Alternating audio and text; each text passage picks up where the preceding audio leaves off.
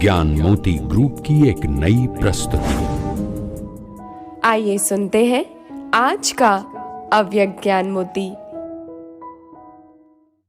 24 जुलाई 1970 की अव्यक्त मुरली के बीच में ही किसी भाई ने बाप दादा से पूछा कि बाबा, इविल सोल का रूप कौन सा होता है? तो बाबा ने बताया, इविल सोल के दो रूप होते हैं, एक स्पष्ट रूप और दूसरा गुप्त रूप। कई बार तो इविल सोल स्पष्ट रूप से ही किसी आत्मा में प्रवेश कर जाती है, लेकिन कभी कभी इसका गुप्त रूप भी होता है। लेकिन कैसे पता लगाएं कि इविल सोल की प्रवेशता हो चुकी है? तो बाबा ने पहचान बताते हुए कहा कि चलते चलते अचानक ही किसी में कोई ना कोई बुरा संस्कार बहुत प्रभावशाली रूप में देखने में आएगा, जिसके कारण उनका दिमाग अभी अभी एक बात और थोड़ी देर में ही फिर दूसरी बात करने लगेगा और उसे भी बड़े फोर्स के साथ कहेगा। जिसमें इविल सोल प्रवेश करती है, उनकी स्थिति एक ठिकाने टिकी हुई नहीं होगी। वह अपने को भी परेशान करेगा और दूसरों को भी।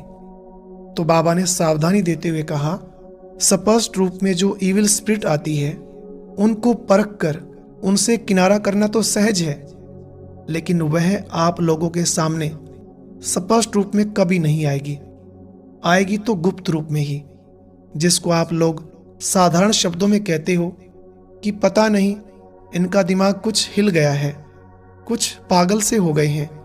लेकिन उस समय उनके अंदर ये इविल अर्थात बुरे संस्कारों का फोर्स इतना अधिक होता है जो वह इविल सोल के बराबर ही हो जाता। बाबा ने कहा, अब लास्ट समय ये सब कुछ होने वाला है, इसलिए अभी से ही अपने समय की बचत, संकल्पों की बचत और शक्ति की बचत कर ऐसी योजना बनाओ जो बीच बीच में बिंदु रूप की स्थिति में स्थित हो सके। तुम जितना बिंदु रूप की स्थिति में स्थित रहेंगे, उतना कोई भी इविल स्पिरिट या इविल संस्कारों का फोर्स आप लोगों पर वार नहीं करेगा। बाबा ने तो यहां तक कहा कि आप लोगों का शक्ति रूप ही उनको मुक्ति दिलाएगा।